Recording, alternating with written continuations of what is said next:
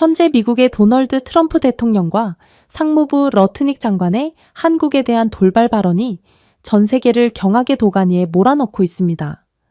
이들의 한국의 압박 작전은 그간 번번이 실패로 돌아갔는데 이번에는 한국에 요구한 3,500억 달러를 일본과 똑같은 5,500억 달러로 인상하겠다는 협박을 해왔는데요. 하지만 이에 대한 한국 정부의 반응은 미국 정부를 넘어서 전 세계를 깜짝 놀라게 할 정도로 큰 충격을 주고 있다고 합니다. 그렇다면 도대체 미국의 협박과 이에 대한 한국의 반응은 어떤 것이었을까요? 도널드 트럼프 대통령이 목소리를 높이자 방은 조용해졌습니다. 기자들은 제대로 들었는지 확신하지 못한 채 앞으로 기울었죠. 도널드 트럼프는 방금 한국이 3,500억 달러를 선불로 지불해야 한다고 선언했습니다. 그는 일상적인 정책을 발표하듯 주저없이 말했지만 브리핑룸에 있던 모든 사람들은 이것이 정상이 아니라는 것을 알고 있었습니다. 그럼에도 트럼프는 신경 쓰지 않고 자랑스럽게 발표했죠. 일본은 이미 5,500억 달러를 선불로 지급할 것을 약속했습니다. 한국은 3,500억 달러를 단계적으로 지불하기로 했죠. 그건 불공평합니다. 한국도 일본처럼 3,500억 달러를 선불로, 그것도 현금으로 제공해야 할 것입니다. 저는 종이 위에 펜을 들고 자리에 얼어붙었습니다. 제 이름은 마이클 앤드류스, 백악관 내 수석 무역 고문입니다. 이전에도 수많은 대담한 주장을 들어본 적이 있지만 이번에는 달랐어요. 이런 건 협상이라고 할 수 없었습니다. 외교로 위장한 협박과 강탈이었죠. 주변에서는 보좌관들이 걱정스럽게 속삭였습니다. 한 명은 몸을 숙여 또 곡물과 투자를 혼동하고 있네요. 라고 중얼거렸죠. 또 다른 한 명은 그는 누구도 상상하지 못했던 것보다 조건을 더 말도 안 되게 바꾸었어요. 라고 한숨을 내쉬었습니다. 하지만 대통령은 연단을 계속 두드렸습니다. 우리는 다시 미국을 부유하게 만들고 있습니다. 관세가 쏟아지고 있습니다. 어느 나라도 우리를 저항할 수 없습니다. 당연히 한국 또한 우리에게 저항할 수 없죠. 관세 인상은 그저 미국 국민들이 물건을 더욱 비싸게 구매하게 된다는 것을 뜻했습니다. 실제로 미국 가정은 이미 식료품점에서 더 많은 돈을 지불하고 있었지만 트럼프는 미국이 그 어느 때보다 부유하다고 자랑하고 있을 뿐이었죠. 그는 정확성이 아니라 박수를 원했습니다. 카메라 뒤에서 저는 걱정스러운 직원들의 얼굴을 포착했습니다. 어떤 직원들은 미소를 지으려 했고 어떤 직원들은 나중에 어떻게든 설명할 수 있는 척하며 격렬하게 메모를 낙서했습니다. 하지만 수요는 분명했어요. 한국은 프로젝트도 기술도 파트너십도 아닌 현금을 가져와야 합니다. 오직 현금뿐이었습니다. 서울 대표단은 깜짝 놀라더군요. 한국인 수석 특사는 진전이 이루어지고 있다고 믿었습니다. 하지만 이제 그는 그림자와 협상하고 있다는 것을 깨달았죠. 그날 밤 속삭임이 복도를 가득 채웠습니다. 여기에 어떤 신문도 보도하고 싶지 않은 음모가 서서히 드러났거든요. 몇 주 동안 일본 특사단은 조용히 워싱턴에 로비를 해왔습니다. 그들은 미국이 한국을 자신들과 같은 구석으로 몰아넣는 것을 조건으로 협력을 약속했습니다. 일본은 이미 트럼프의 호감을 잃을까봐 수천억 달러를 항복한 상태였어요. 유출된 메모는 이러한 일본의 음습한 전략을 암시했습니다. 일본 관리들은 백악관이 한국을 더 강하게 압박하는 것을 조건으로 전략적 정렬을 제안했습니다. 일본을 이를 동등하다고 불렀지만 이건 분명 균형을 가장한 굴욕이었죠. 쉬운 승리에 굶주린 트럼프 대통령은 이러한 일본의 제안을 받아들였습니다.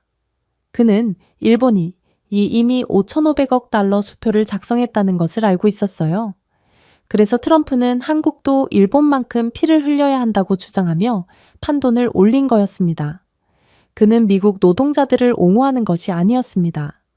그는 일본의 굴욕적인 저자세를 이용해서 한국으로부터 돈을 뜯어내고 있었어요.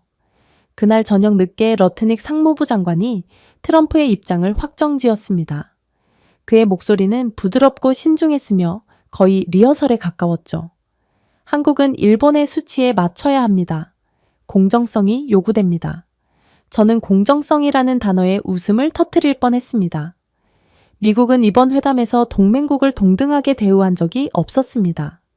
하지만 갑자기 공정성이 한국을 짓밟는 무기가 되었어요. 러트닉은 일본은 45일 이내에 현금으로 지불하겠다고 약속했습니다. 한국도 똑같이 해야 합니다. 예외는 없습니다. 대안은 없습니다. 미국 경제학자들조차 고개를 저었어요. 현금은 조선소를 짓지 않습니다. 한 경제학자는 투덜거렸습니다. 현금은 공장을 현대화하지 않습니다. 또 다른 경제학자는 덧붙였습니다. 한국은 조선, 인프라, 첨단 기술 등 창의적인 파트너십을 제안했지만 러트닉은 이를 모두 일축했어요. 메시지는 간단했습니다. 미국은 해결책이 아닌 조공만을 원했습니다. 그것이 어떠한 참혹한 결과를 가져다 줄지 전혀 예상하지 못한 채로 말이죠. 그런데 이러한 충격적인 상황에도 한국 정부는 놀라우리만큼 침착하더군요. 그들은 워싱턴에 돈을 지불하는 것보다 그냥 거절하고 관세를 내는 것이 더 저렴할 수 있다고 주장했습니다. 그들은 우리는 EMF 위기를 견뎌냈습니다. 그러므로 우리는 견딜 수 있습니다. 라고 말했어요. 한국의 시민들은 이 부조리를 비꼬기도 했습니다. 한 평론가는 미국이 그렇게 부유하다면 왜 이렇게 구걸하나요? 라고 농담을 던지기도 했죠. 한국인들은 모순을 분명히 보았습니다. 관세는 워싱턴의 예산을 채웠지만 미국 가정은 더 가난해졌습니다. 한국은 진정한 힘은 현금이 아니라 능력이라는 것을 알고 있었습니다. 그날 밤늦게 집무실을 지나갈 때 트럼프의 우렁찬 목소리가 무거운 문을 통과했어요. 그는 다시 수천억에 대해 자랑하며 크게 웃었고 전화로 누군가에게 똑같은 부풀려진 숫자를 반복했습니다.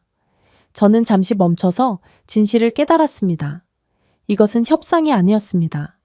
한국을 굴욕시키기 위해 무대에 올린 공연이었죠. 숫자는 중요하지 않았고 경제성은 중요하지 않았으며 스펙터클만 중요했습니다.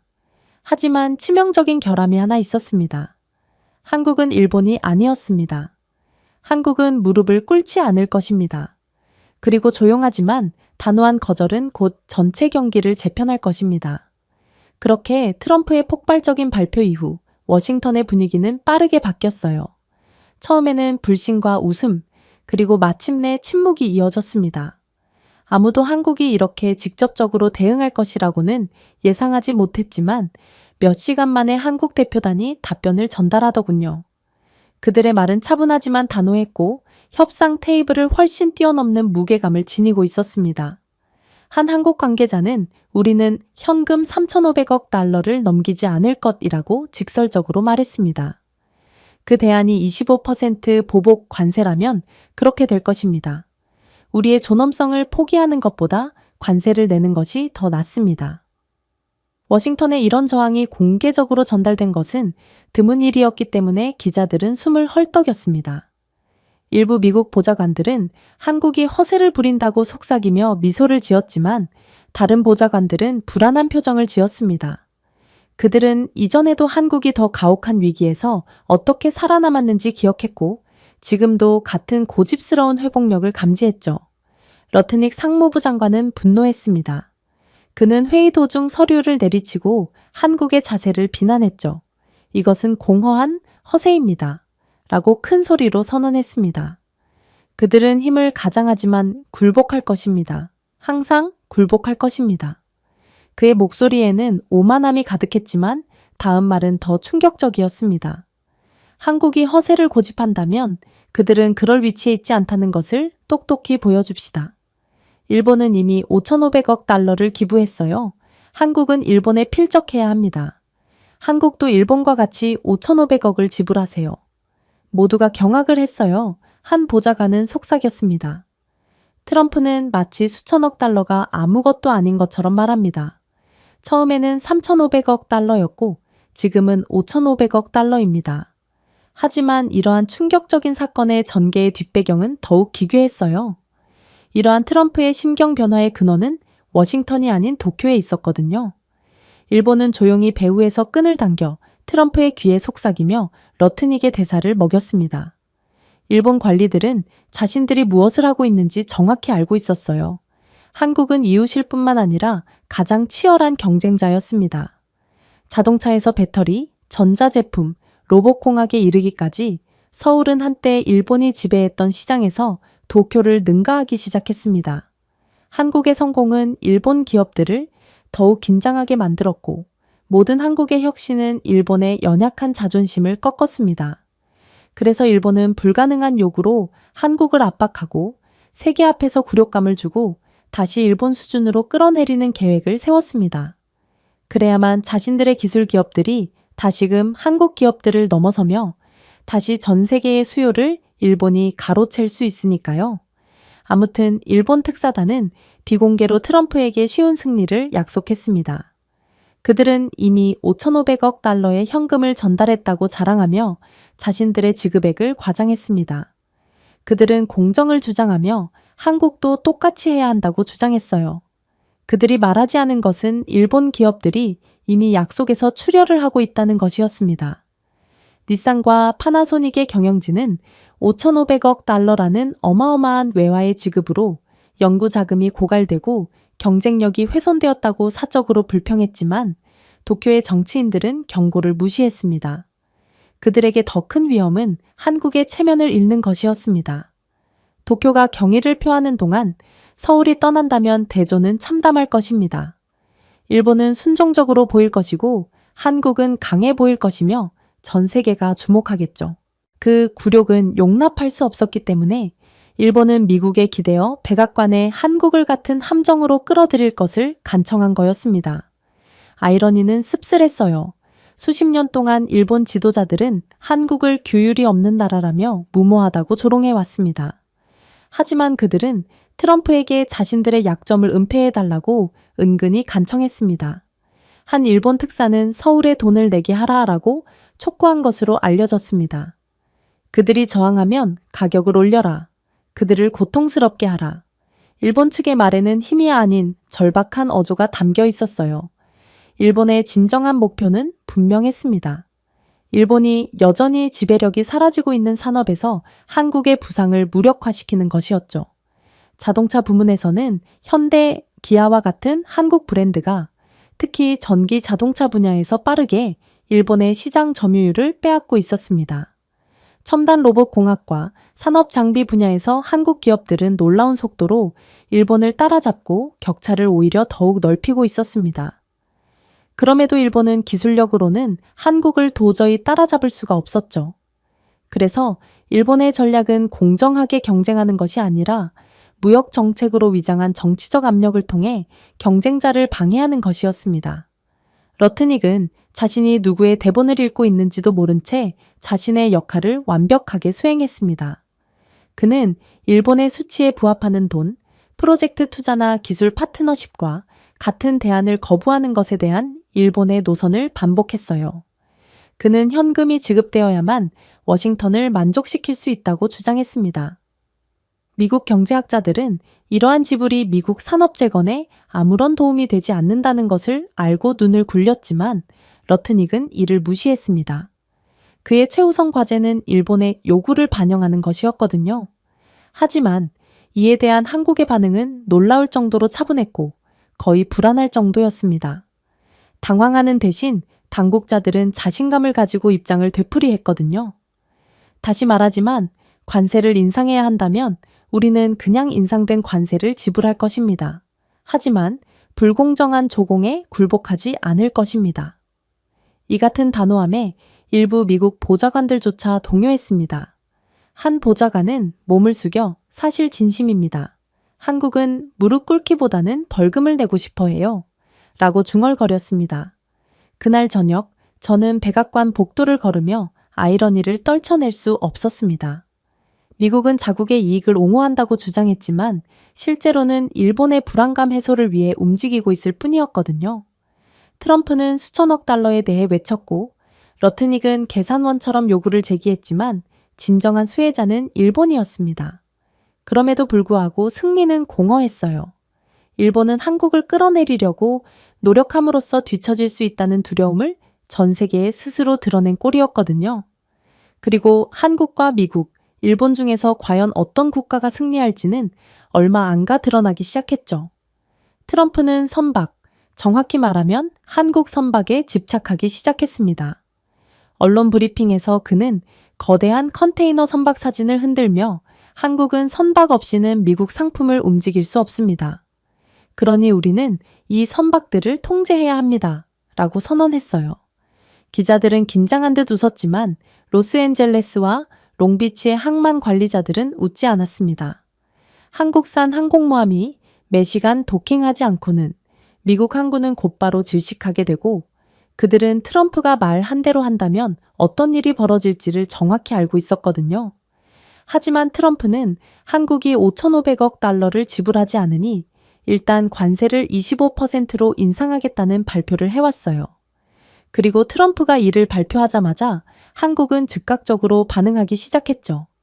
한국은 25% 관세를 받아들이고 유럽과 아세안으로 운송 경로를 변경하며 미국이 그 결과를 맛보게 했습니다. 그리고 그 영향은 치명적이었죠. 로스앤젤레스 항구는 처리량이 38% 감소했다고 보고했습니다. 롱비치가 41%의 수주 장호를 기록했습니다. 컨테이너는 산처럼 쌓여 있고 트럭은 며칠 동안 공회전했으며 시카고와 댈러스의 선반은 텅 비기 시작했습니다. 포드는 제 시간에 SUV를 인도할 수 없었고 제너럴 모터스는 수출을 중단해야 했으며 테슬라는 새로운 모델 Y의 출하를 지연시킬 수밖에 없었어요. 미국의 물류체인 전반에 균열이 생겼고 균열은 산불처럼 번졌습니다. AI 관리 크레인이 24시간 중단 없이 가동되고 있는 부산신항과 비교해보세요. 현대중공업은 이미 도킹 시간을 40% 단축한 완전 자율 저반 시스템을 구축했습니다. 대우조선해양은 컨테이너 적재량별로 디지털 트윈 시뮬레이션을 실행해 98%의 정확도로 최적의 항로를 예측했죠. 삼성중공업은 화물칸에 5G 기반 IoT 센서를 통합하여 온도, 습도, 보안을 실시간으로 모니터링할 수 있도록 했습니다. 그 결과 지연, 손실, 불확실성이 완전히 사라졌죠. 한국의 공급이 사라지자 미국에서는 패스아이언 웍스나 필리조선소와 같은 조선소에는 불똥이 떨어졌어요. 그러나 이들은 상업용 선박 한 척을 제 시간에 완공하는 데조차 어려움을 겪었습니다. 평균 인도 기간은 5년이었죠. 한국 야드는 예산에 따라 18개월 만에 동급 선박을 인도하는 경우가 많았습니다. 즉, 한국의 생산성과 속도를 이길 수는 없고 미국은 공급망을 끄는 한국에 절대로 대응할 수 없다는 뜻이었어요. 한 미국 조선업체는 우리는 한국에 경쟁할 수 없습니다. 라고 비공개로 인정했습니다. 그들의 크레인은 관리자보다 더 빨리 사고합니다. 일본도 언제나 그렇듯 비웃으려고 노력했습니다. 한 도쿄 신문은 한국의 무모한 반항을 조롱하는 만화를 게재했죠. 하지만 현실은 크게 달랐습니다. 가와사키 중공업과 미쓰비시 조선과 같은 일본 기업들은 한국이 빠져나간 틈을 타서 미국에 수주를 시도했습니다. 하지만 납품이 지연되어 불량률이 2배나 높았고 결국 미국 고객사들은 조용히 수주를 포기했어요. 항공 물류도 똑같았죠. 일본의 대표 항공사인 ANA조차도 한국산 화물기 개조 물량을 확보하지 못해 유럽 항공사로부터 임대할 수밖에 없었습니다. 굴욕감은 틀림없었습니다. 한편 한국은 그 전환점을 훌륭하게 달성했어요. 한국 기업들은 미국에서 유럽으로 운송하는 물량의 22%만 경로를 변경하여 연간 740억 달러의 화물 계약을 추가로 확보했습니다. 아세안 노선은 310억 달러를 추가로 확보했죠. 한국이 미국에 지불한 관세는 총 120억 달러로 3,500억 달러의 조공을 피했던 것에 비하면 거의 티끌만 했어요. 그럼에도 미국에 대한 공급을 유럽 및 동남아로 전환한 것에 대한 순이익이 훨씬 많이 증가했기 때문에 오히려 트럼프의 관세 협박은 한국에 큰 이익으로 작용한 셈이었죠. 프랑크푸르트의 한 은행가는 한국은 관세를 횡재로 만들었다라며 감탄했습니다. 또 다른 은행가는 다른 누구도 그렇게 변화시킬 인프라를 갖추지 못했습니다. 미국도 일본도 중국도 마찬가지입니다. 라고 덧붙였어요. 핵심은 한국의 인공지능 기반 물류 백본이었습니다. 한국 블록체인 시스템을 기반으로 한 스마트 컨트랙트 덕분에 한국은 하루 18만 개의 컨테이너를 즉시 재배치할 수 있었습니다. 알고리즘은 날씨, 세관 지연, 심지어 지정학적 위험까지 단 몇 초 만에 계산했는데 이는 다른 어떤 나라도 달성하지 못한 결과였죠. 워싱턴에서는 분위기가 패닉 상태였습니다. 백악관 보좌관은 월스트리트 저널에 우리는 그들이 굴복할 것이라고 생각했습니다. 대신 한국은 자신들의 넘쳐나는 이익을 현금화했습니다. 라고 인정했습니다. 월마트와 타켓과 같은 거대 소매업체는 배송비가 2배로 증가하자 트럼프의 한국에 대한 관세 철회를 요청했어요. 네바다에 있는 아마존의 물류센터는 반쯤 비어 있었습니다. 6개월 만에 미국의 수입 손실은 2,140억 달러에 달할 것으로 전망되었으며 이는 트럼프 대통령의 관세로 인한 예상이익을 없앴습니다. 일본의 운명도 이보다 더 나은 것은 아니었습니다. 미국을 기쁘게 하기 위해 수십억 달러를 쏟아부었던 도요타는 발이 묶이게 되었어요. 도요타는 배터리 출하량이 둔화되고 한국 경쟁사들이 급증하면서 한 분기 만에 미국 시장 점유율의 12%를 잃었거든요. 닛산의 계획된 전기차 출시는 배터리 부족과 배송 지연으로 인해 48억 달러의 벌금이 부과되어 폐기되었습니다. 파나소닉은 미국 파트너와의 물류 계약이 결렬되어 21억 달러의 매출이 사라졌죠. 일본 기업들은 일본이 미국에 필사적으로 지불했음에도 불구하고 12개월 동안 총 580억 달러의 손실을 입을 것으로 전망되었습니다. 그럼에도 불구하고 한국은 번영했어요.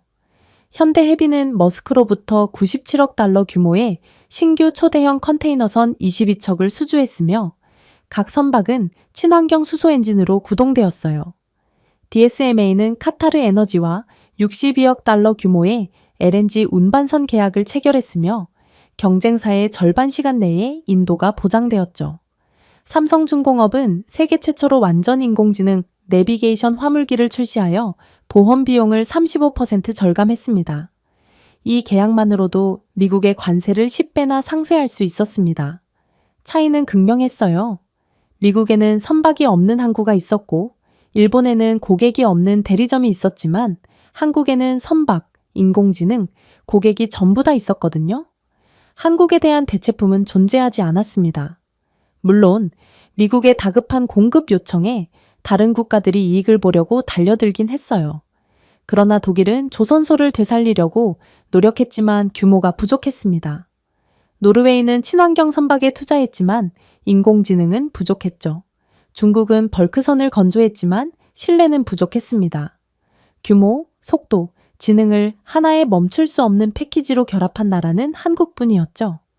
어느 날 늦은 저녁, 트럼프가 책상 위에 놓인 컨테이너선 모형을 응시하는 모습이 카메라에 포착되자 한 보좌관이 속삭였습니다. 대통령님, 한국은 이미 넘어갔어요. 되돌릴 수도 교체할 수도 없습니다. 트럼프는 장난감처럼 모형을 움켜쥐며 눈살을 찌푸렸습니다. 그럼 일본이 더 많은 비용을 지불하게 하세요. 그는 중얼거렸습니다. 하지만 일본도 진실을 알고 있었어요. 한국은 이미 앞서 나갔고 AI로 구동되는 함대 덕분에 미국과 일본 따위는 안중에도 없다는 듯 전 세계로 나아갈 수 있었습니다.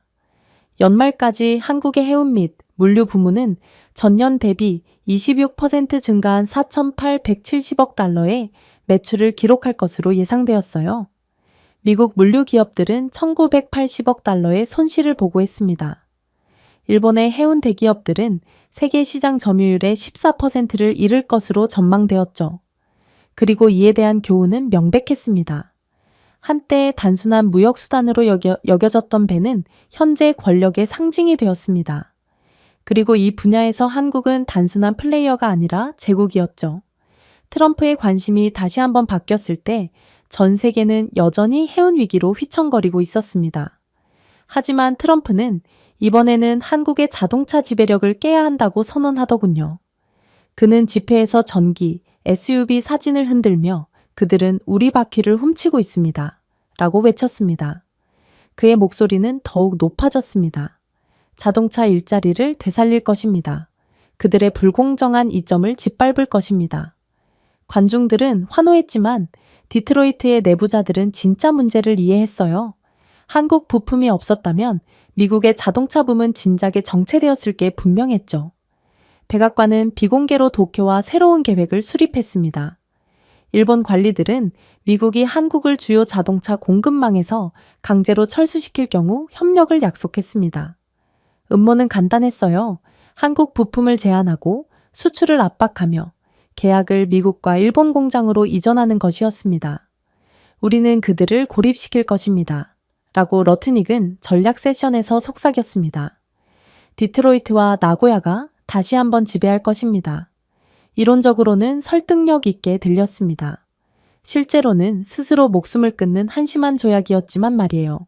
한국 정부는 이 계획을 빠르게 파악했습니다. 한 무역 고문은 미국은 정말로 우리를 대체할 수 있다고 생각하나요? 라고 웃으며 말했습니다. 그리고 이들의 웃음에는 근거가 있었죠. 한국은 관세 인상에 맞서 싸우는 대신 자동화된 공장 혁명을 2배로 늘렸거든요. 울산, 아산, 화성에서 업그레이드를 가속화하여 한국은 세계가 본 것과는 다른 생산 허브를 만들었습니다. 전체 라인은 예측 AI로 작동하여 6분 이내에 새 모델을 구축할 수 있었습니다. 반면 미국 공장은 3주, 일본 공장은 2주가 필요했죠. 효율성 격차는 엄청났습니다. 2025년 현대의 울산 공장은 평균 결합률이 0.8%에 불과한 143만 대의 차량을 생산했습니다. 일리노이주에 있는 크라이슬러의 최대 조립 공장은 결합률이 6.7%를 넘는 28만 대의 차량을 관리할 뿐이었죠. 이에 더해 한국의 AI 시스템은 부품 고장이 발생하기 전에 부품 고장을 예측했지만 미국 공장은 리콜 후 이를 발견할 뿐이었어요. 숫자는 연설보다 이야기를 더 잘 전달했습니다. 아산의 한 한국 라인은 172억 달러의 수출 수익을 올렸습니다. 미시간에서 가장 큰 미국 라인은 인력이 3배로 늘어났음에도 불구하고 31억 달러의 수출 수익을 올릴 뿐이었습니다. 근로자 1인당 생산성에서 한국은 미국을 5.6배 앞지른 셈이었죠. 일본 자동차 제조업체들도 조용히 그 격차를 인정했습니다. 스바루의 CEO는 유출된 회의에서 한국의 자동화 속도를 따라잡을 수 없습니다. 모든 시도는 숨겨진 비용만 추가할 뿐입니다. 라고 고백했어요. 그러나 더욱 충격적인 점은 따로 있었습니다. 한국이 AI 모빌리티 그리드를 공개하면서 굴욕은 더욱 깊어졌거든요. 삼성의 스마트 하이웨이를 통해 한국의 자율주행 전기차가 공장 시스템과 직접 동기화될 수 있었거든요. 자동차는 운송 중에도 소프트웨어를 업데이트하여 출시 시간을 40% 단축했습니다. 캘리포니아의 루시드 모터스도 비슷한 시도를 했지만 6억 4천만 달러의 데이터 유출로 실패했습니다. 한국의 국가 AI 모빌리티 플랫폼은 620만 대의 자동차를 원활하게 처리했지만 미국 교통부는 여전히 교통신호를 업데이트하는 데조차 어려움을 겪고 있어요. 트럼프는 미국의 지연을 한국 탓으로 돌리며 텔레비전에 분노했습니다. 한국은 우리의 위대한 자동차를 가로막고 있습니다. 라고 외치더군요. 하지만 그의 동맹국들도 진실을 알고 있었습니다. 사라진 기어박스와 배터리 팩은 정치적 인질이 아니라 기술 독점이었습니다. 한국의 AI 기반 공급망은 공장에서 딜러까지 모든 볼트와 센서를 추적했습니다. 미국에는 그런 네트워크가 없었고 일본의 모방 시도는 구식 소프트웨어에 의해 무너졌습니다. 그야말로 한국의 기술력은 이미 트럼프가 상상하던 것과는 아득히 다른 차원에 있던 셈이었죠. 도쿄에서 도요타는 어려움을 감추기 위해 노력했습니다. 광고는 신뢰성을 자랑했지만 막 뒤에서는 비용이 급증할 뿐이었죠. 아이치에서 AI 파일럿 프로그램이 실패하면서 29억 달러 상당의 다운타임이 발생했습니다. 마쓰다의 전기차 사업부는 한국의 배터리 부족으로 인해 재설계가 불가피해지면서 세계 모델을 폐기해야만 했죠. 미국과 일본이 한국의 싸움을 건 것만으로도 일본 자동차 제조업체의 총 손실은 340억 달러에 달했습니다. 한 일본 장관은 미국에 돈을 주었지만 어쨌든 산업을 잃었습니다. 라고 조용히 인정하기도 했어요. 한편 한국은 그런 미국과 일본을 비웃는 듯 기록적인 수익을 올릴 뿐이었습니다. 이 추세라면 한국 자동차 제조업체들은 미국에서 유럽과 아세안으로 수출을 이전함으로써 12개월 만에 1,120억 달러의 신규 계약을 성사시킬 것으로 예상되었습니다. 독일에서는 22%, 인도네시아에서는 38%, 사우디아라비아에서는 무려 54%의 매출 증가율을 기록했죠. 한국은 AI 기반 커스터마이징을 통해 하룻밤 사이에 현지 사양에 맞춰 자동차를 제작할 수 있었습니다.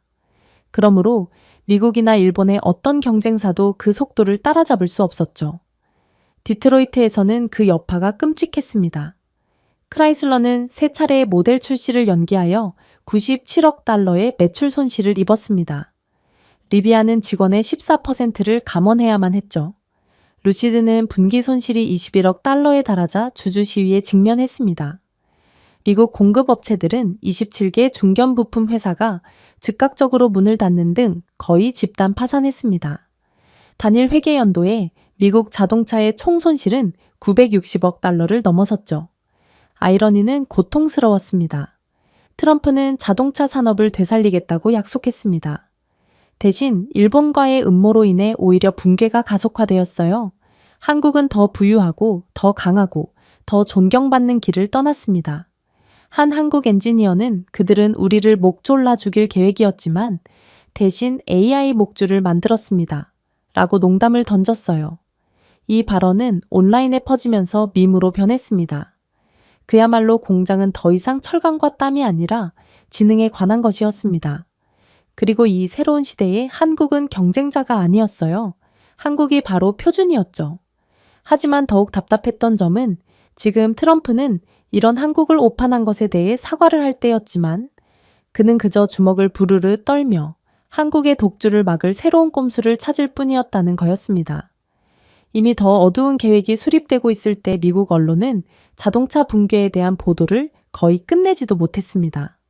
하지만 도쿄에서는 고위 관리들이 한국의 끊임없는 징역을 늦추기 위해 닫힌 문 뒤에서 속삭였죠. 트럼프와 협력하고 한국의 철강 수출을 목표로 삼고 산업의 접근성을 줄이려는 등 그들의 계획은 조잡하면서도 비겁했죠. 실업률 급상승과 여론조사의 지지율 하락으로 여전히 분노한 트럼프는 이 아이디어에 뛰어들었어요. 그는 심야회의에서 우리가 그들의 자동차를 이길 수 없다면 그들의 철강을 부술 것이다 라고 으르렁거렸습니다. 그의 고문들은 긴장한 듯 고개를 끄덕였지만 감히 뻔한 사실을 상기시키지 못했습니다. 한국의 철강 산업은 세계에서 가장 강력했고 이를 공격하는 것은 스스로 목을 매다는 행위라는 것을 말이죠. 계획의 세부 사항은 몇 주 후에 유출되었습니다. 워싱턴과 도쿄는 미국과 일본 제철소가 한국 가격을 따라잡기 위해 보조금을 지급하겠다고 조용히 약속하더군요. 영광스러운 날을 되살리겠다는 희망으로 수십억 달러가 미국과 일본의 낡은 용광로에 쏟아졌습니다. 한 일본 보좌관은 엔화를 충분히 흘리면 한국의 철강 산업을 질식시킬 수도 있다 라고 농담을 던졌습니다. 하지만 그 농담에는 절박함이 숨겨져 있었습니다. 일본 최대 생산업체 중 하나인 JFE 스틸과 고베 스틸은 1970년대에 건설된 공장을 운영하고 있었어요. 불량률은 8%를 넘었고 포항제철과 같은 한국 제철소는 0.3% 미만의 불량률로 완벽한 코일을 생산했습니다. 게임이 안 되는 기술력 격차였죠. 그리고 한국은 자신들의 기술력의 강점을 아주 잘 알고 있었는지 매우 신속하고 잔인한 대응으로 미국과 일본 모두를 완전히 박살내기 시작했습니다. 한국은 양보 협상 대신 미국으로부터의 투자를 완전히 철회한다고 발표했어요. 엘라베마, 오하이오, 켄터키에 있는 한국 투자 공장이 문을 닫았어요. 610억 달러 상당의 투자가 청산되고 생산 라인이 한국이나 동남아시아로 이전했습니다. 한 한국 경영진은 미국이 무역 전쟁을 원한다면 우리는 그냥 우리 공장을 가지고 집으로 돌아가겠다 라고 건조하게 말했습니다. 미국 노조는 공포에 질려 비명을 질렀습니다. 철강 관련 산업에 종사하는 수만 명의 근로자가 하룻밤 사이에 일자리를 잃은 셈이었거든요. 붕괴는 즉각적이었습니다. 엘라뱀에서는 한국 공급 계약이 사라진 후 미국 철강의 페어필드 웍스가 가동을 중단했습니다. 클리블랜드 클리프스는 2008년 금융위기 이후 최악의 분기 손실인 18억 달러를 기록했죠. 한때 미국의 컴백 철강 업체로 불렸던 누코어는 생산량이 27% 감소했습니다. 아르셀로미탈 USA는 회복할 수 없는 차질을 이유로 6,400명의 직원을 조용히 해고했습니다. 반면 포스코의 수출은 유럽과 아세안으로 계약이 원활하게 전환되면서 24% 급증했어요. 한국은 왜 손댈 수 없었을까요? 그 해답은 인프라에 있었습니다. 포항에서는 스마트 용광로가 온도를 0.1도 이내로 조절하면서 전적으로 인공지능 예측 제어로 작동했습니다. 철강 1톤당 에너지 사용량이 전 세계 평균보다 18% 적어 연간 27억 달러를 절감했어요. 광양에서는 자동화된 드론이 모든 코일을 검사하여 사람의 실수를 제거했습니다. 한국의 인공지능 물류 시스템은 32,000km의 경로에 걸쳐 12시간 미만의 지연 시간으로 함부르크, 로테르담, 싱가포르로 완제품 철강을 직접 운송할 수 있었습니다. 독일의 한 무역 분석가는 지구상 어느 누구도 이런 정밀도를 가지고 있지 않다라고 인정했죠. 이 수치는 패권의 이야기를 담고 있습니다. 포스코의 순이익은 단일 회계 연도에 194억 달러를 기록하며 사상 최대치를 기록했습니다. 한국의 대아세안 수출은 280억 달러 증가했고 EU 계약은 340억 달러를 추가했습니다. 반면 공장 폐쇄와 공급망 붕괴로 인한 미국의 손실은 총 730억 달러에 달했습니다. 일본도 이보다 더 나은 성과를 거두지 못했어요. 보조금으로 220억 달러를 투입했음에도 불구하고 JFE 스틸은 18개월 만에 세계 시장 점유율 17%를 잃을 것으로 전망되었습니다. 고베 스틸은 연속 적자를 기록하며 연말까지 63억 달러의 손실을 기록할 것으로 예상되었죠. 일본의 굴욕은 조선용 철강에서 가장 날카로웠습니다. 인도의 신항 확장에 철강판을 공급하려 했지만 불량률 때문에 거절당했거든요. 91억 달러 상당의 계약은 대신 한국으로 넘어갔습니다. 한 일본 관리는 미국에 돈을 주고 한국을 약화시켰지만 결국 스스로를 약화시킨 꼴이었다라고 중얼거렸습니다. 워싱턴에서는 배신감이 더욱 깊어졌습니다. 오하이오와 엘라베마의 의원들은 분노한 성명으로 의회를 가득 채웠어요. 클리블랜드의 한 노조 지도자는 한국의 노하우가 없으면 우리는 실업자입니다. 워싱턴은 우리에게 거짓말을 팔았습니다. 라고 외쳤습니다. 한국의 철수는 지정학적 명수가 되었습니다. 한국은 국내와 아세안에 투자를 집중함으로써 2년 안에 GDP에 1,120억 달러를 추가할 것으로 전망되었어요. 한국 공장의 에너지 효율성으로 탄소 배출량이 17% 감소하여 서울이 친환경 철강 시장을 장악할 수 있었죠. 독일, 프랑스, 캐나다까지 총 480억 달러 규모의 계약을 체결하여 한국산 물량을 확보했습니다.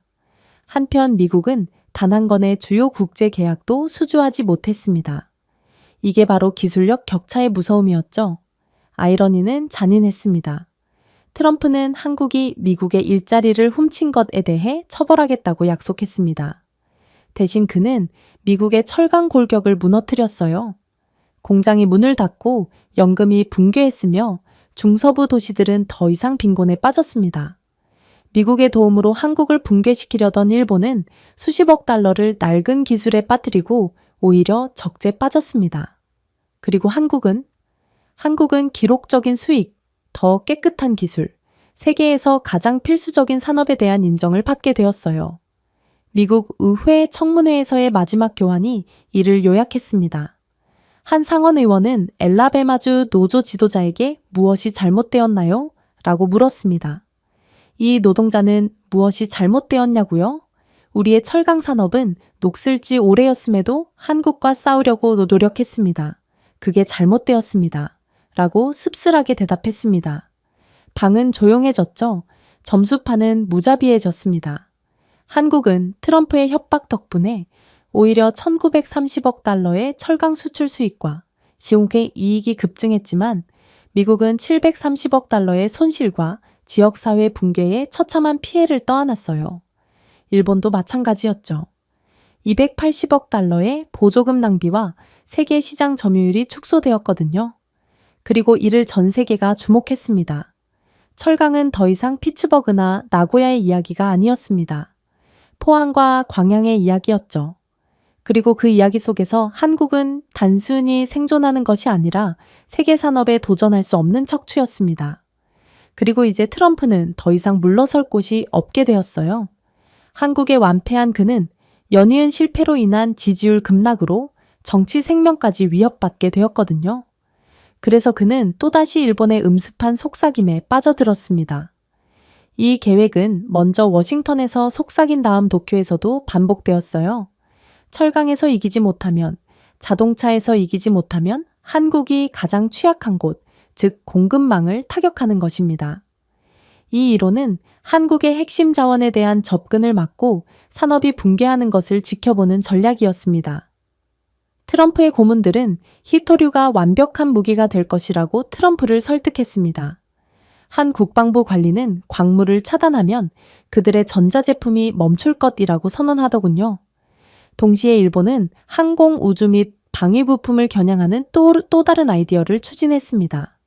한 일본 외교관은 미국산 항공전자공학과 일본산 합금이 없다면 한국 산업은 자비를 구걸하게 될 것이라고 비웃었습니다. 두 동맹국은 몇 달 안에 서울이 무너지는 것을 상상하며 스스로를 축하했어요. 그 기대는 잔인했지만 분명했습니다. 히토류가 없다면 한국의 칩 제조업체는 실패하게 될 것입니다.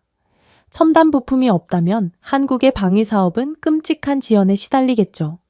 도쿄는 한국의 조선소가 비어있게 될 것이라고 믿었습니다. 워싱턴은 한국의 조립 라인이 멈출 것이라고 믿었어요. 카메라 앞에서 미소를 지으며 트럼프는 6주 후 한국이 무조건 항복을 외치게 될 것이라고 예측했습니다. 그의 지지자들은 환호했어요. 하지만 그 밑에서 기다리고 있는 현실은 무자비할 뿐이었죠. 한국은 이미 전부 대비를 해두었기 때문입니다. 수년 전 한국은 조용하게 세계에서 가장 다양한 계약 네트워크를 확보하고 있었습니다. 호주에서는 한국 기업들이 히토류 광산에 93억 달러를 투자하여 향후 생산량의 38%를 장악했습니다. 베트남에서는 한국이 47억 달러 규모의 중요한 텅스텐과 코발트 추출 프로젝트에 자금을 지원하여 2040년까지 공급을 확정 지어 놓았어요. 아프리카에서는 말라위, 나미비아, 탄자니아에서 126억 달러 규모의 독점 계약을 체결하여 흑연과 희귀금속의 꾸준한 흐름을 보장했습니다. 즉, 한국은 이미 완벽하게 준비가 된 상태였고, 그 말은 함정은 한국이 아니라 공격자들에게 달려있다는 소리였습니다. 마침내 미국이 제한 조치를 발표했을 때 한국의 수출은 결코 둔화되지 않았습니다. 비행기는 부품으로 가득 찬 인천을 떠났고 선박은 컨테이너로 가득 찬 부산을 떠났습니다. 독일, 인도, 브라질의 고객들은 한국의 제품에는 아무런 차질이 없었다고 보고했죠. 오히려 항구가 지연될 때 즉시 화물 경로를 변경하는 AI 기반 물류 덕분에 한국 배송은 이전보다 더 빨라졌습니다. 투자자들은 눈을 깜빡였어요. 한 애널리스트는 어떻게 한국은 봉쇄가 시작되기 전에 우회하나요? 라고 물었습니다. 정답은 신뢰였어요. 한국은 수개월이 아닌 수십 년에 걸친 계약을 통해 이를 달성했습니다. 2026년까지 한국 자원 수입의 64% 이상이 장기 독점 거래에서 이루어졌습니다. 이에 비해 일본은 중요한 투입물의 55%를 단기 현물 시장에 의존했죠. 미국은 불안정한 공급업체에 의존했고 종종 정치에 따라 변하는 상황에 큰 피해를 보기도 했습니다. 오직 한국만이 확실성을 확보하고 있던 셈이었죠. 그 여파는 잔인했습니다. 호주가 서울과 20년간의 공급 계약을 발표하면서 히토류 방제에 대한 도박은 무너졌거든요. 이젠 한국의 방역이 시작된 것입니다. 갑자기 호주를 잃은 일본 제조업체들은 갑자기 공급 부족에 직면하면서 오사카와 나고야의 전자제품 라인이 가동을 중단해야 했어요. 이대로 새로운 공급망을 찾지 못한다면 일본은 18개월 안에 114억 달러의 손실이 발생할 전망이었습니다. 설상가상으로 말라위가 한국과 32억 달러 규모의 10년 공급 보증을 체결하면서 코발트 코너링 시도가 무산되었습니다. 그러나 미국의 피해는 더욱 충격적이었어요. 로키드 마틴의 첨단 전투기 프로그램은 한국이 중요한 티타늄 복합자의 공급을 거부하면서 지연되었습니다. 비용이 56억 달러나 급증하면서 일정이 3년 미뤄졌어요. 제너럴 일렉트릭은 한국이 유럽 고객사에 니켈 선적을 전환한 후 제트 엔진 공장 가동 중단에 직면했습니다. 한편 한국은 돈뿐만 아니라 명성을 얻었습니다.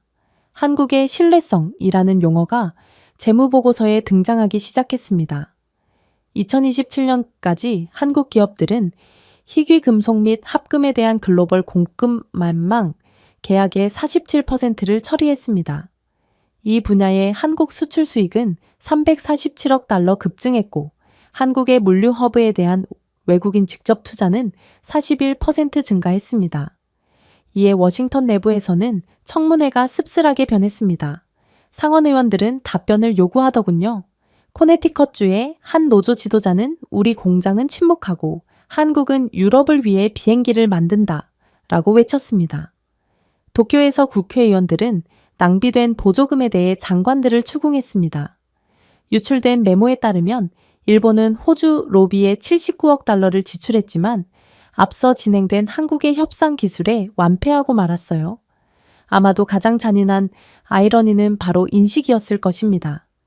미국과 일본은 한국이 자원을 구하기 위해 필사적인 모습을 보일 것으로 예상했어요.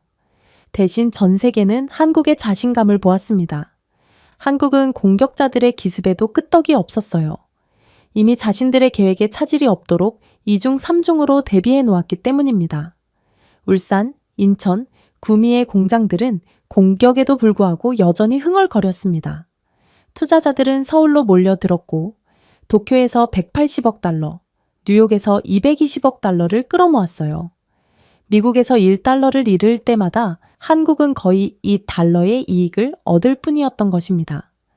트럼프는 한국이 속임수를 썼다 라고 주장하며 카메라 앞에서 눈살을 찌푸렸습니다. 한 기자가 아니요, 대통령님, 한국은 어떤 상황이든 미리 준비를 해놓는 국가입니다. 이들은 요행으로 제조업 강국으로 발돋움한 것이 아니거든요. 라고 방역했어요. 웃음이 방 안을 가득 채웠습니다. 한국 정부는 조용히 미소를 지었어요. 그들은 단순히 매복에서 살아남은 것이 아니라 이제 한국이 세계 경제의 필수적인 앵커가 되었다는 증거였거든요. 그리고 이젠 한국의 차례였죠. 얼마 후 무자비한 헤드라인이 나왔습니다. 어둠 속의 미국, 한국 없이 원자력 발전소 붕괴. 일리노이, 오하이오, 펜실베이니아 전역에서 불빛이 깜빡이다가 사망했습니다. 교외 지역은 침묵에 빠지고 공장은 문을 닫았으며 병원에는 비상 발전기가 가동되었죠. 이른바 에너지 초강대국은 현재 전기를 구걸하게 생긴 것입니다. 원인은 미스터리가 아니었어요. 한국은 물러났기 때문이었죠. 수십 년 동안 한국 엔지니어들은 미국의 원자력 산업을 안정시키는 보이지 않는 손이었습니다. 그러나 이제 그들은 더 이상 믿을 수 없는 불안정한 미국을 탈출해 버렸어요. 그 결과 한때 정밀하게 흥얼거리던 원자로는 이제 안내도 없이 비틀거렸습니다. 심야 청문회에서 한 미국 상원 의원은 우리는 그들에게 머물러 달라고 간청했지만 그들은 더 이상 미국을 형제 국가라고 여기지 않았다라고 인정했습니다. 그리고 그 순간 트럼프의 도박은 극적으로 실패했다는 것이 증명되었습니다. 그는 관세와 위협이 한국을 휘게 할 것이라고 생각했어요. 대신 한국은 단순히 엔지니어를 철수하고 자본을 철수하며 전문성을 해외로 이전했습니다.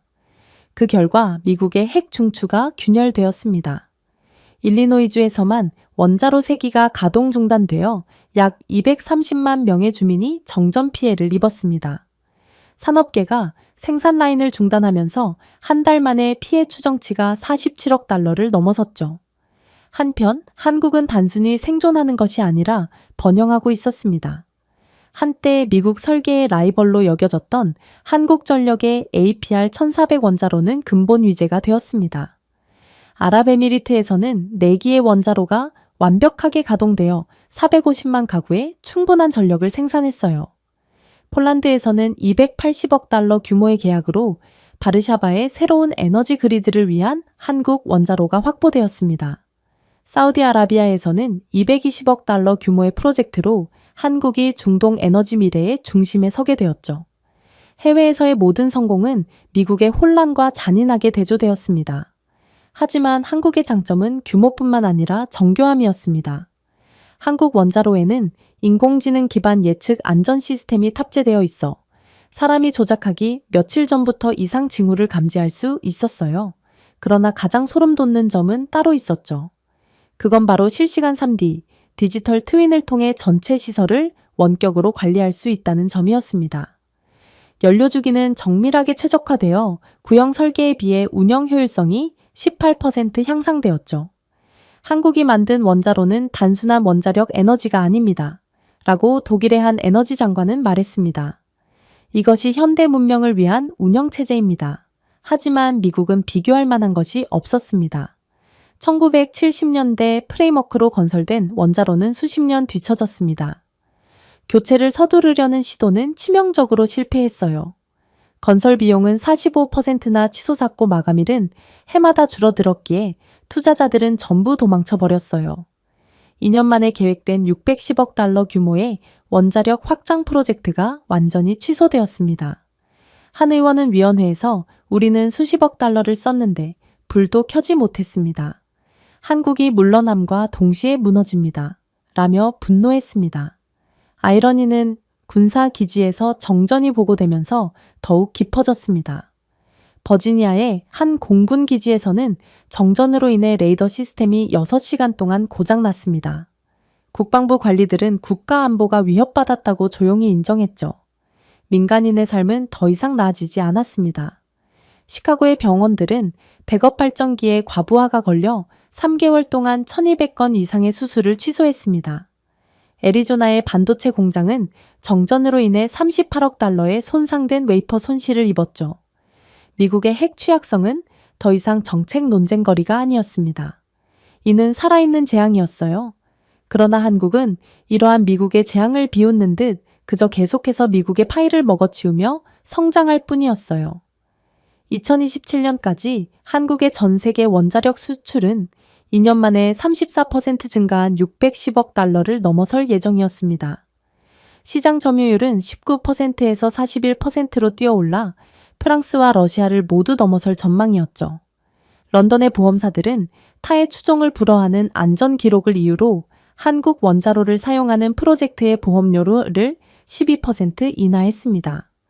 투자자들은 한국 에너지 채권에 143억 달러를 쏟아부었고 원자력 프로젝트에 묶여있는 미국 채권은 신용등급이 하향 조정되었습니다. 본격적인 쿠데타는 아프리카에서 시작되었습니다.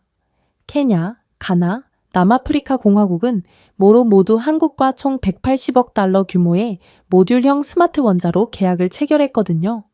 작지만 강력한 이 원자로는 개발도상국의 분산형 전력망을 약속했습니다. 미국은 같은 시장을 공략하려 했지만 국내에서 정전이 발생하는 상황에 그 제안이 웃음거리가 될 뿐이었어요. 한 케냐 장관은 왜 세계 최강국이 어둠에서 사느냐라고 농담을 던졌습니다. 우리는 한국을 선택한 덕분에 빛에서 살 수 있어요. 그의 명언은 전 세계로 퍼져나갔고 한국이 안정을 상징한다는 인식을 굳혔습니다. 도쿄에서도 굴욕은 마찬가지로 고통스러웠습니다. 일본은 자국의 낡은 핵 시스템을 동남아시아로 밀어붙여 한국을 약화시키려 조용히 노력했습니다. 하지만 신뢰성 테스트를 통해 균열과 안전 위반이 드러났습니다. 결국 92억 달러에 달하는 태국과 인도네시아의 계약은 결렬되고 말았죠. 한국은 우수한 제안을 받고 개의 거래와 명성을 얻었습니다. 일본의 한 사설은 우리는 아무도 신뢰하지 않는 제품의 판매원이 되었습니다. 라고 씁쓸하게 인정했어요. 미국에게 정치적 여파는 독이 되었습니다. 청문회는 고위 관리들을 주목하게 만들었죠. 왜 기술 대신 관세를 추격했습니까? 미국에겐 기술 강국인 한국이 아직도 많이 필요한데 도대체 왜 한국을 협박했던 거냐고 묻고 있습니다. 한 상원 의원이 외쳤습니다. 대답은 침묵이었어요.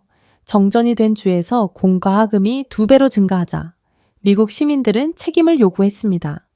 행정부에 대한 지지율은 역사적 최저치로 떨어졌습니다. 보수 언론도 한국이 없었다면 미국은 원자력 미래 자체가 없다는 사실을 인정했어요. 반면 한국의 분위기는 승리했지만 여전히 감정을 자제하고 있었습니다. 한국 정부는 승리뿐만 아니라 책임도 강조했죠. 한 한국 장관은 우리는 미국의 어둠을 만든 것이 아니다. 라며 그들과 함께 그늘에 서 있지 않기로 했을 뿐이라고 말했습니다. 그럼에도 불구하고 경제 수치는 그 어떤 원자로, 핵심 원자로보다 밝게 빛났습니다. 한국 기업들은 한 회계 연도의 신규 계약으로 187억 달러의 이익을 기록했습니다. 한국 에너지 부문의 고용은 22만 개 증가한 반면 미국은 같은 분야에서 8만 7천 개의 일자리를 잃었죠. 이제 워싱턴의 전략 세션은 정말로 더 어둡고 절박해졌습니다. 트럼프는 자문위원들과 함께 미국의 손실이 증가하고 있음을 보여주는 차트를 노려보더군요. 태평양 건너 일본 장관들도 같은 후렴구를 속삭였습니다. 한국이 우리 모두를 소비하기 전에 에너지 지배력을 깨야 합니다. 결국 두 장관은 함께 사상 가장 대담한 새로운 계획을 세웠습니다. 철강, 자동차, 원자로에서 한국을 능가하지 못한다면 한국의 청정 에너지 제국을 무력화시키는 거였죠. 계획은 직설적이었습니다. 글로벌 기관을 무기로 사용하는 것이었습니다. 미국 로비스트들은 브뤼셀에 모여 수소 연료 전지와 배터리 수출을 겨냥한 유로피언 유니언의 제한적인 규제를 추진했습니다. 일본 관리들은 국제에너지기구의 움직임을 반영하여 한국의 해상풍력 터빈과 수소 파이프라인을 겨냥한 더 엄격한 안전 기준을 요구했습니다. 한 일본 대표는 닫힌 문 뒤에서 규제는 관세보다 더 빨리 목을 조를 수 있다고 미소를 지었죠. 트럼프의 동맹국들은 암울하게 고개를 끄덕였습니다. 그들의 기대는 간단했습니다. 그들은 유럽 구매자들이 망설이고 프로젝트가 지연되며 한국 기업들이 자금을 낭비할 것이라고 믿었습니다. 트럼프는 집회에서 유럽은 미국 LNG로 돌아갈 것이고 일본은 수소를 선도할 것입니다. 한국은 무너질 것입니다. 라고 선언했습니다. 군중은 포효했지만 업계 관계자들은 의구심을 속삭였어요. 한국이 몇 년 전부터 이 정확한 전쟁을 준비해 왔다는 사실을 기억하는 사람은 거의 없었습니다. 한국의 방역은 처음에는 보이지 않다가 결정적인 순간에 드러났어요. 미국과 일본이 기로위원회 회의실에서 음모를 꾸미는 동안 한국은 이미 수십 년에 걸쳐 계약을 체결한 상태였습니다. 사우디아라비아에서는 214억 달러 규모의 수소 파트너십을 통해 한국이 향후 25년간 친환경 수소를 독점적으로 공급할 수 있는 권리를 보장받았습니다. 아랍에미리트에서는 178억 달러 규모의 태양광 수소 프로젝트를 통해 한국 기술을 중동 전력망에 연결했습니다. 모로코에서는 한국이 96억 달러 규모의 풍력 통로, 독점 터빈 계약을 체결했습니다.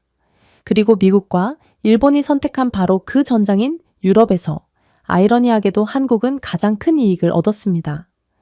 독일은 BMW의 차세대 차량의 수소를 공급하기 위해 한국 기업들과 320억 달러 규모의 계약을 체결했거든요. 프랑스 EDF는 북해에서 한국 해상풍력 플랫폼과 240억 달러 규모의 계약을 체결했습니다. 폴란드와 체코는 재생 가능한 흐름을 안정화하기 위해 140억 달러 상당의 한국산 스마트 그리드 시스템에 합의했어요. 브뤼셀은 놀라움을 금치 못했습니다. 한 관계자는 미국이 종이를 가져왔습니다. 한국이 우리에게 힘을 가져다 주었습니다. 라고 사적으로 인정했습니다. 수치가 이야기를 들려주었습니다. 2028년까지 한국은 유럽 수소 수입의 44%를 차지할 전망이었는데 이는 불과 3년 전의 12%에서 증가한 수치입니다. 한국의 대유 배터리 수출은 61% 급증하여 연간 480억 달러에 달했습니다. 한국 터빈 출하량은 47% 증가하여 새로운 해상 용량을 장악했어요. 한편 미국의 대유럽 LNG 수입은 190억 달러 감소했습니다. 일본의 수소 수출이요. 30억 달러 미만으로 서울 홍수에 비하면 부끄러운 낙수였어요. 그야말로 그 누구도 한국을 멈추게 할 수 없었던 것입니다. 사실 어찌 보면 당연했죠. 한국의 강점은 인프라와 신뢰였습니다. 한국의 스마트 수소 파이프라인은 AI 누출 감지 기능을 통합하여 위험을 89% 줄였습니다. 배터리에는 코발트 원산지를 추적하는 디지털 여권이 탑재되어 있어 유로피안 윤리적 소싱 법률을 자동으로 충족했죠. 터빈에는 예측 유지보수 알고리즘이 탑재되어 비용을 22% 절감했습니다. 한국이 체결한 모든 계약에는 하드웨어뿐만 아니라 보증도 포함되어 있었던 것입니다. 유럽 기업들은 한국은 확실성을 판매합니다. 미국은 변명을 판매합니다. 라고 솔직하게 인정했어요. 이게 바로 한국이 승리하고 미국이 패배하는 이유였죠. 워싱턴의 여파는 끔찍했습니다. 행정부와 연계된 에너지 기업들은 취소된 계약으로 270억 달러의 손실을 입었습니다. 텍사스의 가스전은 유럽의 수요가 고갈되면서 굴착기를 폐쇄해야만 했어요. 루이지애나의 한 상원 의원은 청문회에서 브뤼셀에 LNG를 사달라고 간청했는데 그들이 우리를 비웃었다 라고 분노했습니다. 그러나 가장 충격적이었던 점이요. 일본에서는 굴욕이 더욱 깊어졌다는 것입니다. 미쓰비시의 64억 달러 규모의 수소 수출 프로젝트는 EU 검사관들이 안전 테스트를 거부하면서 무산되었습니다. 일본은 미국이라는 강력한 뒷배를 두고도 한국의 의희 완전히 경쟁에서 밀려버린 거였어요. 한편 한국의 수익은 급증했습니다. 유럽의 친환경 계약 순이익만 연간 197억 달러에 달했습니다. 중동 프로젝트는 113억 달러를 추가했죠. 아프리카 풍력 통로는 49억 달러의 신규 수익원을 창출했습니다. 한국의 청정에너지 수출 포트폴리오는 단일 회계연도에 650억 달러를 기록하여 미국과 일본을 모두 제치고 1위를 차지했어요. 상징적인 굴욕이 가장 깊게 배었습니다. 브뤼셀은 헤드라인 뉴스가 된 내부 메모를 유출했습니다. 유럽은 논문을 제출하고 한국은 권력을 전달합니다. 이 문구는 소셜미디어에 퍼지며 대륙 전역에 밈이 되었어요. 만화에는 트럼프 대통령이 쓸모없는 문서 더미를 들고 있는 모습과 한국 엔지니어가 유럽을 밝히기 위해 스위치를 뒤집는 장면이 담겨 있습니다. 하지만 진짜 충격은 따로 있었어요. 바로 타격은 경제를 넘어 확대되었다는 거였습니다. 글로벌 LNG 시장을 장악하려는 미국의 꿈은 사라졌습니다. 수소를 선도하려던 일본의 야망은 무너졌죠. 한편 한국의 청정에너지 앵커 역할은 정치적 영향력으로 바뀌었습니다. 심지어 중동에서마저 충성심이 바뀌었습니다. 한때 미국의 가장 가까운 파트너였던 리아드는 한국에 400억 달러 규모의 재생가능 전력망 프로젝트를 발표했습니다. 카타르는 92억 달러 규모의 배터리 저장 시스템 계약을 체결했죠. 미국 기업들은 입찰에 초대받지도 못했습니다. 사우디의 한 장관은 그들은 약속을 지키지 않는다 라며 어깨를 으쓱할 뿐이었죠. 한 영국 평론가는 이를 가장 잘 요약했습니다. 그들은 에너지 전쟁이라고 불렀습니다. 하지만 미국과 일본은 규칙을 가져왔고 한국은 결과를 가져왔습니다. 전쟁에서는 결과만 중요합니다. 그리고 역대급 굴욕을 안게 된 트럼프는 최후의 발악을 시작했죠. 회의는 카메라에서 멀리 떨어진 조용한 복도와 대리석 벽이 비밀을 반영하는 5성급 호텔에서 열렸습니다.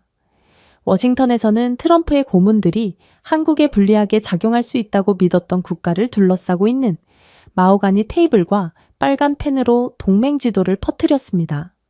도쿄에서는 일본 장관들이 자신들의 계획에 쓸모가 있을 거라고 믿었던 외교관 명단을 제출했습니다. 이번에는 무역에 관한 것이 아니었어요. 그림자에 관한 것이었죠. 그들은 이를 전략적 설득이라고 불렀습니다.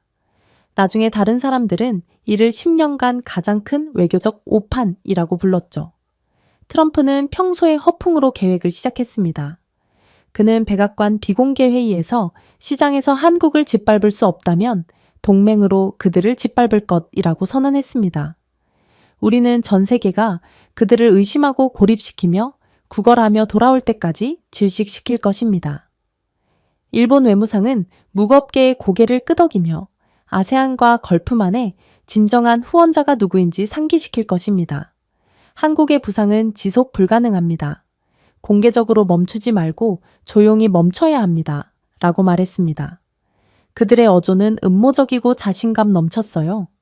그들은 압박과 뇌물, 속삭임을 통해 한국이 궁지에 몰릴 수 있다고 믿었습니다. 전술은 다양했고 각자 절망의 냄새가 풍겼습니다. 미국 특사단은 경고와 함께 동유럽 수도로 돌진했습니다. 한국의 부상은 주권을 위협합니다. 그들을 믿지 마세요. 동남아시아 주재 일본 사절단은 부드러운 미소 속에 숨겨진 한국 투자가 부채 함정이라는 소문을 퍼뜨렸습니다. 두 사람은 함께 중동 군주국을 방문해 한국 계약을 지연하거나 취소하기만 하면 수십억 달러의 보조금과 무기를 지급하겠다고 약속했습니다. 한 미국 특사는 유출된 케이블에서 아세안 지도자들은 저렴하다. 무기 거래 몇 건만 하면 돌아설 것이라고 자랑했어요. 도쿄 대사는 한국 전역의 주저의 고리를 만들겠다라고 거만하게 덧붙였습니다. 하지만 현실은 그들이 쓴 대본보다 더 가혹했어요. 동남아시아에서는 속삭이는 소문보다 한국의 오랜 신뢰도가 더 중요했습니다. 베트남은 글로벌 공급망 위기 당시 한국은 미국과 일본 기업이 문을 닫는 동안 공장을 계속 가동했다는 사실을 기억했습니다. 인도네시아는 한국 조선소가 LNG 운반선을 2달 일찍 인도한 반면 일본 조선소는 3년을 연기했다고 리콜했습니다. 필리핀은 여전히 강세를 보이고 있는 한국 기업이 건설한 고속도로를 지적했고 일본이 자금을 지원한 다리는 몬순비로 인해 균열이 생겼다고 외쳤어요. 일본 특사단이 부채 함정에 대해 중얼거리자 아세안 장관들은 공개적으로 웃었습니다. 한 베트남 관리는 기자회견장에서 이렇게 말했습니다. 우리는 일본의 변명보다 한국의 정직성에 더 의존하고 싶습니다. 계약을 통해 이를 증명할 수 있었습니다. 베트남은 오히려 삼성의 산업 영역을 23억 달러 확장했습니다. 인도네시아는 첨단 한국 방위 레이더를 위해 47억 달러 규모의 계약을 체결했죠.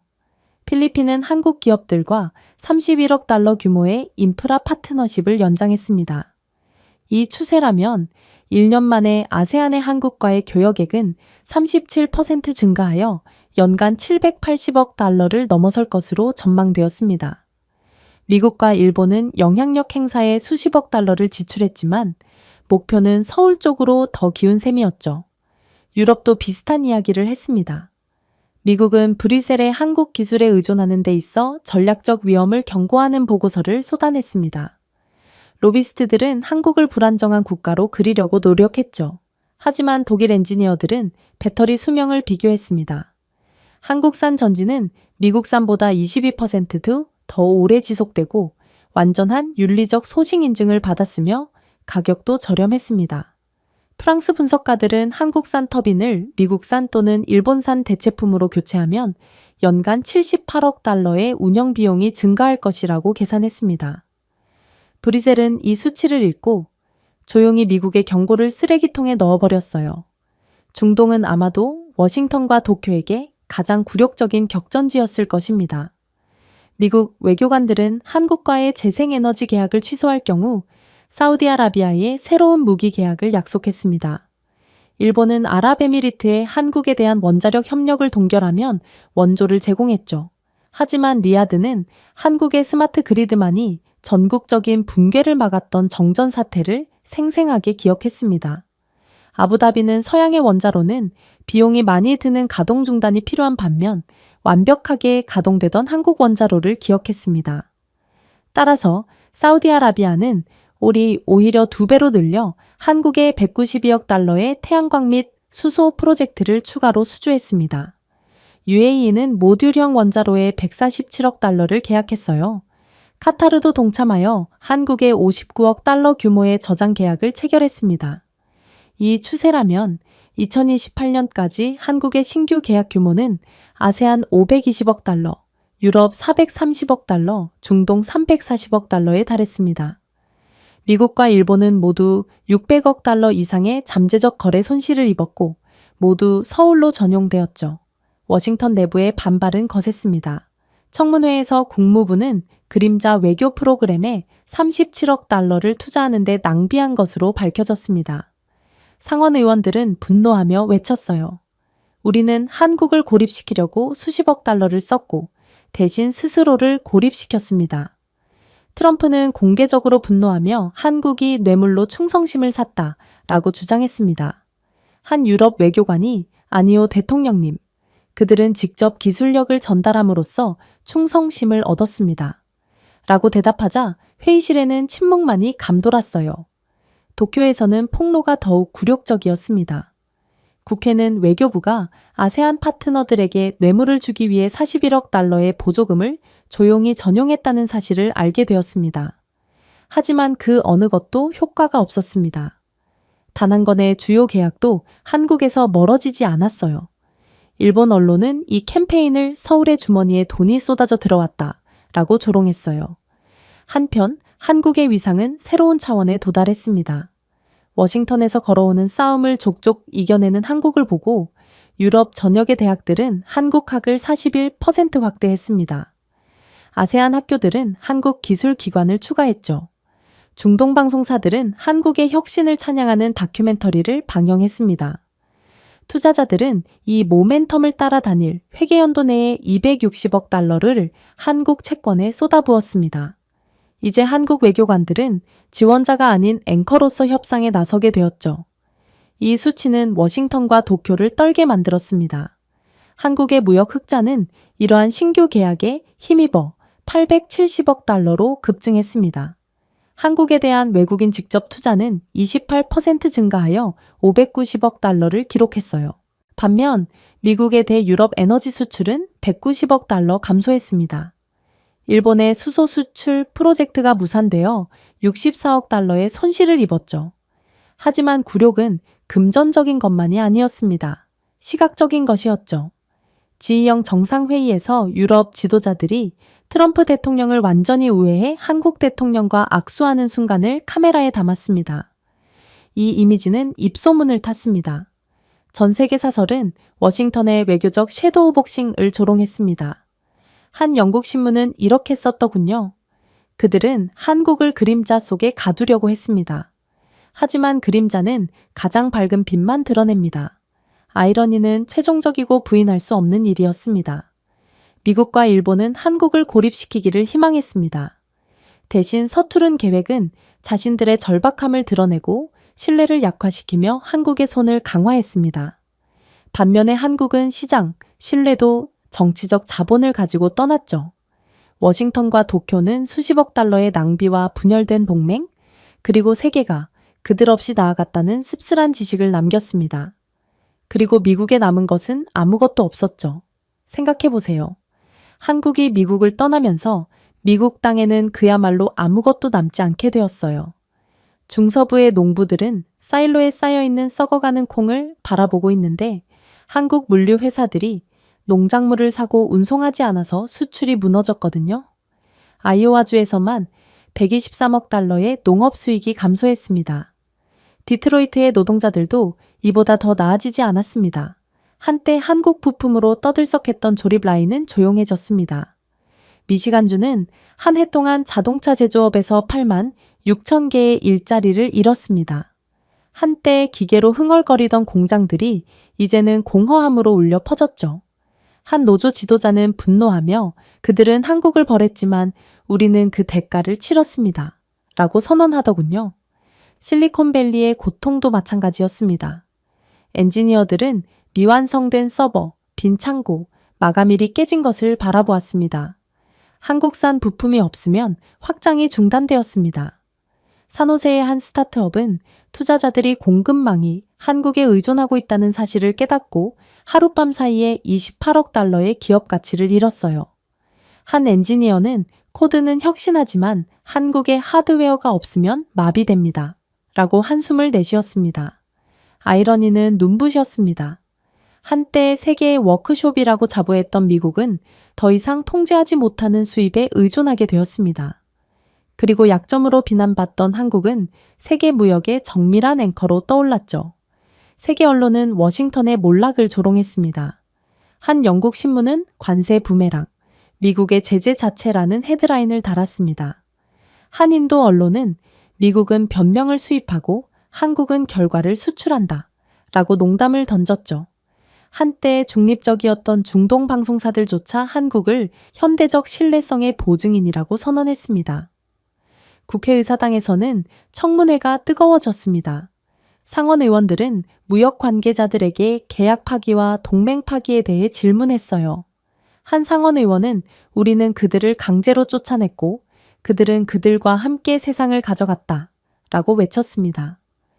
또 다른 상원 의원은 존중은 관세로 협상되는 것이 아닙니다. 그 결과 한국이 모든 것을 얻었어요. 라고 숨죽여 중얼거렸죠. 한편 한국 기업들은 해외에서 번창했습니다. 그리고 한국이 주도하는 패권에 합류하는 국가들은 막대한 이익만을 독차지했죠. 유럽에서는 폴란드의 새로운 산업단지가 4만 개의 일자리를 창출했습니다. 중동에서는 한국이 건설한 수소 공장이 연간 220억 달러의 매출을 올렸죠. 아프리카에서는 스마트 그리드 프로젝트로 1,800만 가구의 신규 주택에 전력을 공급했으며 각 주택에는 실내에 한국 상징이 새겨져 있었습니다. 나이지리아의 한 장관은 기자들에게 미국은 우리에게 슬로건을 주었습니다. 한국은 우리에게 전기를 주었습니다. 라고 웃으며 말했어요. 대조가 너무 심해서 미국 동맹국들조차 흔들렸습니다. 캐나다는 120억 달러 규모의 방위 계약을 한국 파트너에게 이전했습니다. 호주는 한국 공급망을 우선시하기 위해 무역협정을 재조정했어요. 한때 미국 정책과 밀접한 관련이 있던 필리핀은 한국과 96억 달러 규모의 이자 25년 인프라 협정을 체결했다고 발표했죠. 그 결과 글로벌 펀드는 2년 만에 2,100억 달러를 한국 채권과 주식으로 전환했습니다. IMF는 한국의 GDP 성장률을 5.7%로 예상했는데 이는 미국의 성장률 정체에 비해 크게 둔화된 수치였어요. 워싱턴과 도쿄에 고통스럽게 각인된 교훈은 피할 수 없었습니다. 능력 없는 오만은 파멸을 의미했습니다. 한국의 전략은 허풍이 아니라 규율, 혁신, 신뢰를 바탕으로 구축되었어요. 이를 과소평가한 사람들은 큰 대가를 치렀습니다. 트럼프 임기 말까지 최악의 지지율을 보였어요. 농부들은 관세를 저주했고 노동자들은 텅 빈 공장을 저주했습니다. 엔지니어들은 중단된 프로젝트를 저주했죠. 미국의 이름은 더 이상 리더십의 대명사가 아니었습니다. 경고였습니다. 한편 한국은 모든 대륙에서 동맹국들과 함께 우뚝 섰습니다. 유럽연합 수도에서 아세안 허브, 중동 에너지 통로, 아프리카 전력망에 이르기까지 서울은 없어서는 안 될 존재였다는 메시지는 일관되었어요. 르몽드 사설의 마지막 구절은 세기의 변화를 포착했습니다. 이 시대의 이야기는 미국의 오만함이 아닙니다. 그것은 한국의 정밀함입니다. 제가 준비해온 내용은 여기까지입니다. 끝까지 시청해주셔서 진심으로 감사드리며 여러분들의 구독과 좋아요, 알림 설정은 영상 제작에 큰 힘이 됩니다. 이상 세모튜브였습니다.